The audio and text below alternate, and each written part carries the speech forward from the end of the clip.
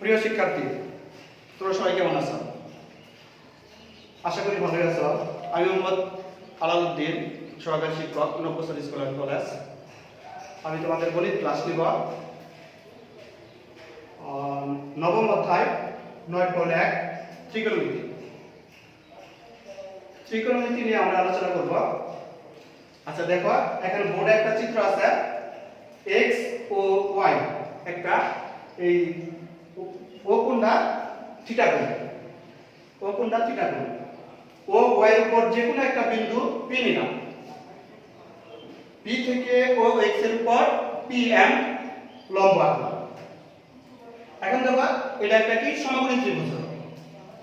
এটা একটা সমকোণী ত্রিভুজ। এই ত্রিভুজের pm om এবং op আর কোণ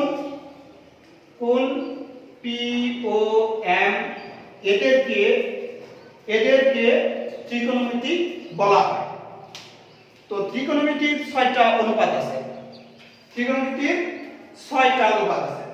দেখো, sin theta, cosec theta, cos theta, tan theta, cot theta আর হলো sec থিটা। এই 6টা অনুপাত, ঠিক আছে? ত্রিকোণমিতির এই 6টা অনুপাত আছে। sin theta, cosec theta, cos theta, tan theta, cot theta আর sec থিটা। এই sin cos sec cot এই সূত্র সম্বন্ধে আমরা কিভাবে আসলে দেখো আমরা জানব। এখন দেখো, এই আমরা জানি এই ত্রিভুজের ওপিটা pm টা কি লম্ব, om টা ভূমি আর op টা অতিভুজ। এখন দেখো, sin থিটা, sin এই সূত্রগুলোর সাপেক্ষে sin থিটা, sin হলো লম্ব বাই অতিভুজ, লম্ব বাই অতিভুজ, লম্ব বাই অতিভুজ। তারপরে sin এর বিপরীত, sin এর সাথে সম্পর্ক cosec, sin এর সাথে cosec এর সম্পর্ক। তাহলে sin এর বিপরীত হলো তাহলে কি হবে? cosec theta. তাহলে অতিভুজ বাই লম্ব, অতিভুজ বাই লম্ব। তাহলে sin এর বিপরীত হলো অতিভুজ বাই লম্ব। এখন আসো, তাহলে অতিভুজ বাই, তাহলে sin হলো লম্ব বাই অতিভুজ আর cosec হলো অতিভুজ বাই লম্ব। এখন যদি মনে রাখার পদ্ধতি হলো sin হলো সাগরে লবণের অনেক, সাগরে লবণ অনেক। এখন দেখো, সাগরের লবণ অনেক। এখন যদি সাগরের জায়গা sin লিখি, লবণের জায়গা যদি লম্ব লিখি, অনেক জায়গা যদি অতিভুজ লিখি, অতিভুজ, তাহলে দেখো sin থিটা সমান কি হলো? sin থিটা সমান লম্ব বাই অতিভুজ, লম্ব বাই অতিভুজ। তাহলে sin থিটা সমান লম্ব বাই অতিভুজ।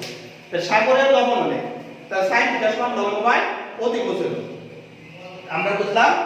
এখন তাহলে cosec থিটা, যেহেতু sin এর সাথে cosec এর সম্পর্ক, sin যদি লম্ব বাই অতিভুজ হয়, cosec হবে অতিভুজ বাই লম্ব। ক্লিয়ার? বুঝতে পারছো সবাই? এখন দেখো, tan theta, tan theta, tan হলো লম্ব বাই ভূমি, লম্ব বাই ভূমি। তার tan এর সাথে সম্পর্ক হলো cot, tan এর সাথে cot এর সম্পর্ক। তাহলে cot হলো কি? ভূমি বাই লম্ব, ভূমি বাই লম্ব, cot হলো ভূমি বাই লম্ব। এখন যদি tan লম্ব বাই ভূমি, অনেকেই কি মনে রাখতে একটু কষ্ট হবে, সেক্ষেত্রে আমি যদি একটা ছন্দের সাহায্যে মজা করে করি, তাহলে দেখো, টেরা লম্বা ভূত, টেরা লম্বা ভূত, টেরা লম্বা ভূত। দেখো টেরা লম্বা ভুজ, অর্থাৎ টেরা যদি ট্যান আর লম্বা যদি লম্ব আর ভুজ যদি ভূমি ভূমি হয়, অর্থাৎ ট্যান থিটা সমান লম্ব বাই ভূমি। ট্যান থিটা সমান কি হলো? লম্ব বাই ভূমি। তাহলে সহজে মনে রাখার পদ্ধতি, ট্যান সমান লম্ব বাই ভূমি, টেরা লম্বা ভুজ। তাহলে আমি আগে বলছি ট্যানের সাথে কার সম্পর্ক? কোটের সম্পর্ক। ট্যানের সাথে কোটের সম্পর্ক। তাহলে কোট কি হবে? উল্টাটা নাকি? কোটটা এর বিপরীত। কোট হবে কি? এর বিপরীত। তাহলে কি হবে? ভূমি বাই লম্ব। তাহলে কোট হবে ভূমি বাই লম্ব। ক্লিয়ার? আমরা বুঝতে পারছি। ওকে, এখন দেখো cos আসো, cos। তাহলে cos হলো কি? cos হলো কি? ভূমি বাই অতিভুজ, cos থিটা। ভূমি বাই অতিভুজ, cos হলো ভূমি বাই অতিভুজ। এখন দেখো cos এর সাথে sec এর সম্পর্ক, cos এর সাথে sec এর সম্পর্ক। sec হলো কি? sec, তাহলে যদি sec থিটা, sec হলো অতিভুজ বাই ভূমি, অতিভুজ বাই ভূমি। sec হলো অতিভুজ বাই ভূমি, cos হলো ভূমি বাই অতিভুজ, আর sec হলো অতিভুজ বাই ভূমি। ক্লিয়ার? আশা করি সবাই বুঝতে পারছো। এখন দেখো তাহলে আমরা কি বললাম? cos sin হলো লম্ব বাই অতিভুজ, tan হলো লম্ব বাই ভূমি, cos হলো ভূমি বাই অতিভুজ। তাইলে এক একটার সাথে এক একটা সম্পর্ক আমরা বুঝলাম। এখন দেখো আমরা তাহলে দেখো sin theta into cosec theta, sin theta into cosec। আমি আগে বলে আসছি sin এর সাথে cosec এর সম্পর্ক। তাহলে sin theta into cosec theta সমান 1, sin theta into cosec theta সমান 1। এখন দেখো তাহলে কি sin থিটা সমান কি হবে? sin থিটা সমান 1 by cosec theta, sin theta সমান 1 বাই cosec থিটা। তাহলে sin থিটা সমান 1 by cosec theta, sin theta cosec theta সমান 1। তাহলে sin থিটা সমান কি হবে? 1 বাই cosec থিটা। একইভাবে cosec থিটা সমান 1 by sin theta, 1 by sin theta, cosec theta সমান 1 বাই sin থিটা।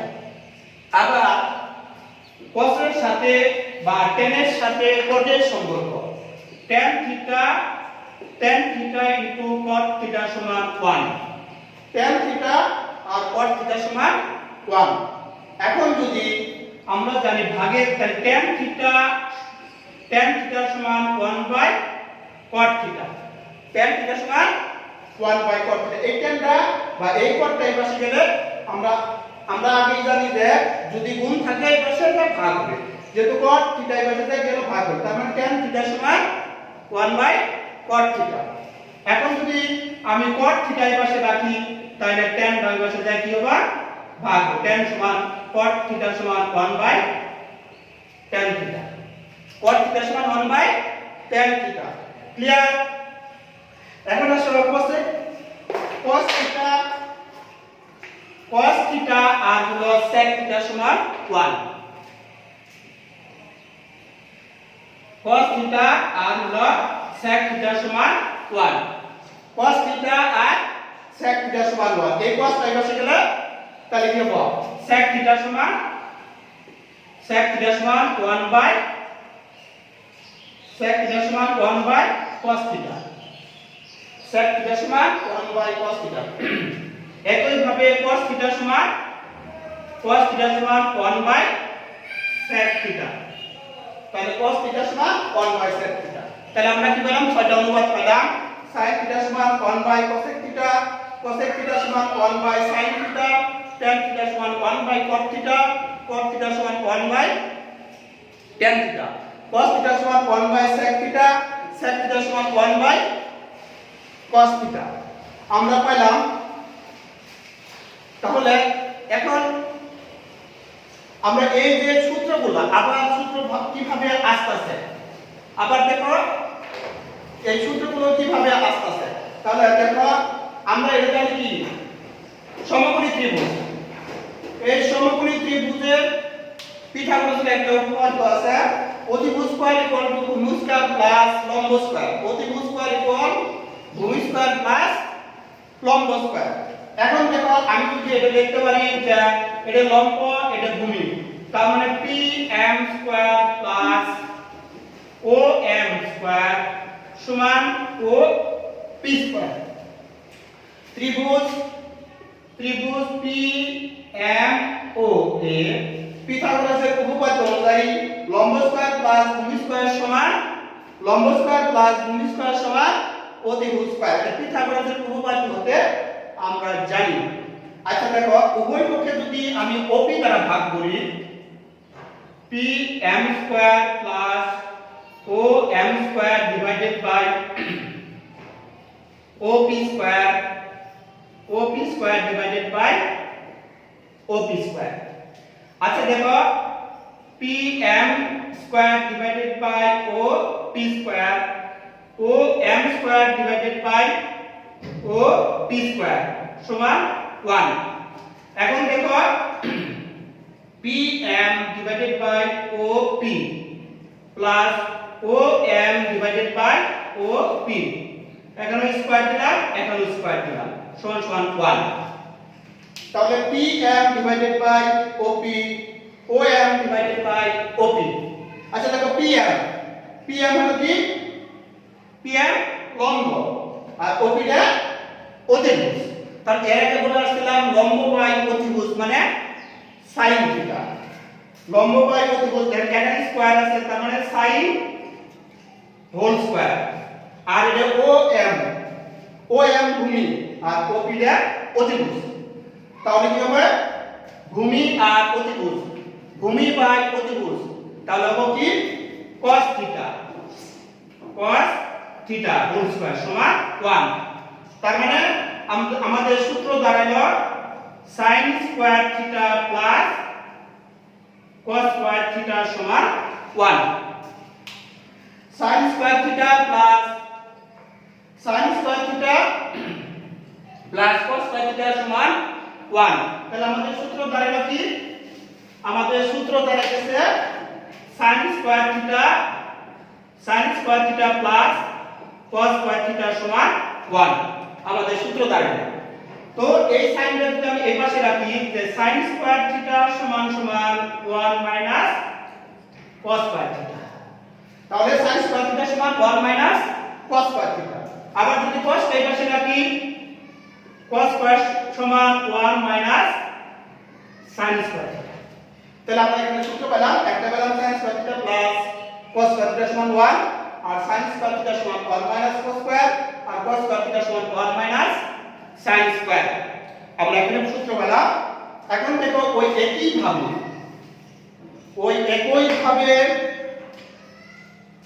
ভাবে যে ত্রিভুজ